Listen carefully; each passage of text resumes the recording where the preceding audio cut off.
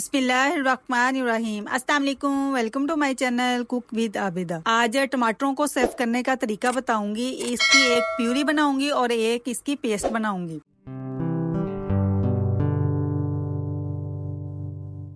इसको बनाने के लिए मैंने 5 केजी टमाटर लिए हैं और इनको अच्छे से मैंने वॉश कर लिया है। ये ऊपर वाला जो हिस्सा है ये मैं रिमूव कर दूंगी और इसको कट लगा दूंगी। आपकी मर्जी है, आप इसको काट के भी डाल सकते हैं या इस तरह से क्रॉस में कट भी लगा सकते हैं। सारे टमाटरों को मैं ऐसे ही कर लेती हूँ, फिर मैं आपको बताती हूँ कि नेक्स्ट क्या करना है। मैं एक बड़ा पतीला लिया, उसमें मैंने सारे टमाटरों को डाल दिया। मैंने इनको सेंटर से 2 हिस्सों में डिवाइड कर दिया और 1 गिलास पानी का इसमें ऐड करके इसको मैं चूल्हे पे चढ़ा दूंगी। इसको तब तक पकाना है जब तक इसके ऊपर का जो स्किन जो है ना ये सॉफ्ट हो जाए और इसका छिलका इजीली रिमूव होने लग जाए।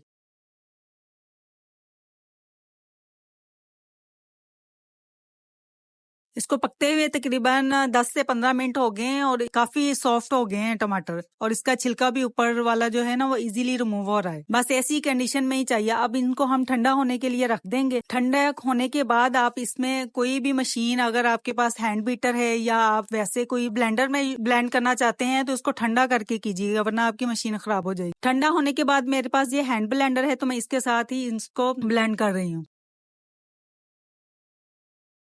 टमाटर ये देखिए ब्लेंड होके एक प्यूरी की शक्ल में आ गए हैं। अब इसको मैं स्टेन कर लूंगी।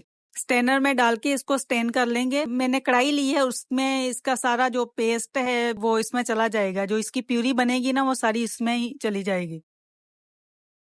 थोड़ी मेहनत हो जाती है लेकिन मैं सालों से ऐसे ही बना के इसको फ्रीज कर लेती हूँ और ये बड़े अच्छे रहते हैं। टमाटर के बीज और छिलका जो है ये सारा इसमें आ जाएगा, स्ट्रेनर में आ जाएगा और हमारे पास साफ सुथरी सी एक प्यूरी रेडी हो जाएगी। इसमें से हाफ जो है वो मैं फ्रीज कर दूंगी और हाफ को मैं पका के इसका पेस्ट तैयार करूंगी। ये आइस क्यूब्स है वाला मॉल है मेरे पास, इसमें डाल के इसको फ्रीजर में डाल दूंगी।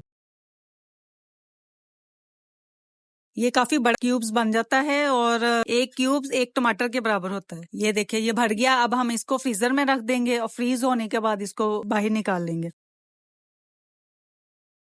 प्यूरी बची है ना, इसको हम पकाएंगे और इसका पेस्ट तैयार करेंगे। इसमें मैंने कोई आर्टिफिशियल कलर नहीं डाला, इसका अपना ही कलर है और ये देखिए कितना प्यारा सा कलर इसका आया हुआ है। इसको इतना पकाना है कि ये इसकी क्वांटिटी हाफ हो जाए।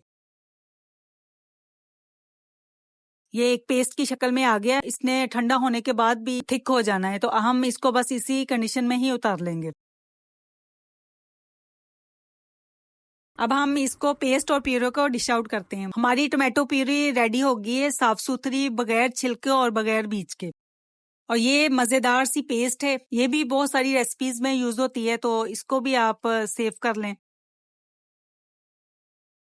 फ्रीज होने के बाद ये इस कंडीशन में आ गए हैं। ये क्यूब्स काफी बड़ा क्यूब्स है। एक क्यूब्स में एक टमाटर के हिसाब से ऐड करती हूँ हांडी में। फ्रीज होने के बाद इन क्यूब्स को आप किसी भी एयर टाइट डब्बे में बंद करके रख दें या जिप लॉक बैग जो मिलते हैं बाजार से उसमें बंद करके रख दें। उम्मीद है आपको ये मेरी रेसिपी पसंद आएगी। पसंद आए तो लाइक और शेयर कीजिएगा और मेरे चैनल को जरूर सब्सक्राइब कीजिएगा। नेक्स्ट वीडियो तक के लिए अल्लाह हाफिज।